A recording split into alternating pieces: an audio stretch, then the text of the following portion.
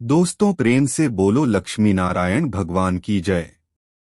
दोस्तों हिंदू पंचांग के अनुसार हर साल आश्विन माह में कृष्ण पक्ष की एकादशी तिथि को इंदिरा एकादशी मनाई जाती है। हिंदू धर्म में एकादशी का बहुत महत्व है।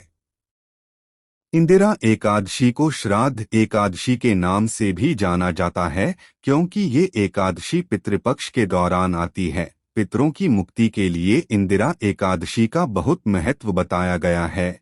इस व्रत को करने वाले व्यक्ति के साथ साथ उसकी 7वीं पीढ़ी तक के पूर्वजों को भी मोक्ष की प्राप्ति होती है। इंदिरा एकादशी के दिन भगवान विष्णु और मां लक्ष्मी की पूजा करने का विधान है। आइए जानते हैं इस वीडियो में कि इस साल कब है इंदिरा एकादशी का व्रत। साथ ही जानते हैं व्रत की पूजा विधि और शुभ मुहूर्त। श्री शिवाय नमस्तुभ्यम। दोस्तों मेरे चैनल पर नए हैं तो चैनल को सब्सक्राइब जरूर कर लें।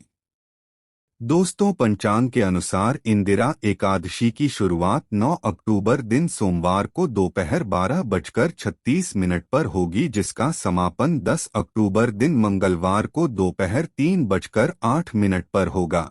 ऐसे में इस साल इंदिरा एकादशी का व्रत 10 अक्टूबर दिन मंगलवार को रखा जाएगा।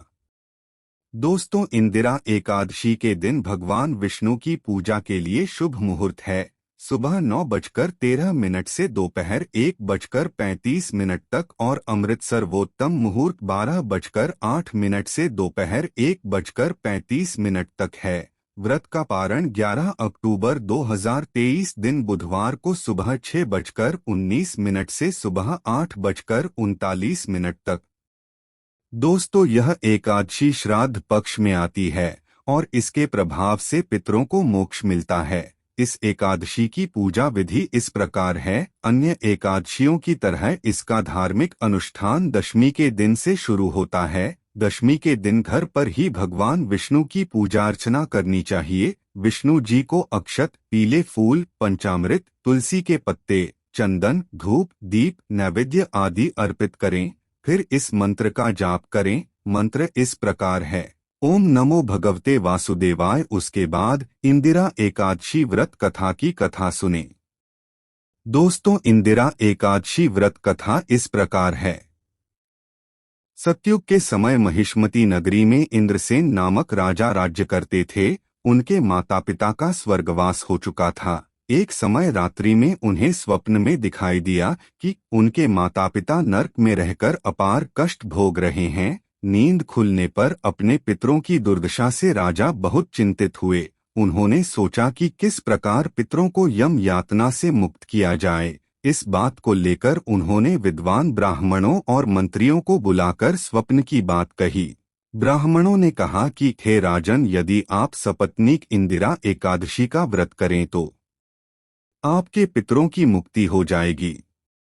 इस दिन आप भगवान शालिग्राम की पूजा, तुलसी आदि चढ़ाकर ब्राह्मणों को भोजन कराकर दक्षिणा दें और उनका आशीर्वाद लें। इससे आपके माता पिता स्वर्ग चले जाएंगे। राजा ने ब्राह्मणों की बात मानकर सपत्नीक विधिपूर्वक इंदिरा एकादशी का व्रत किया।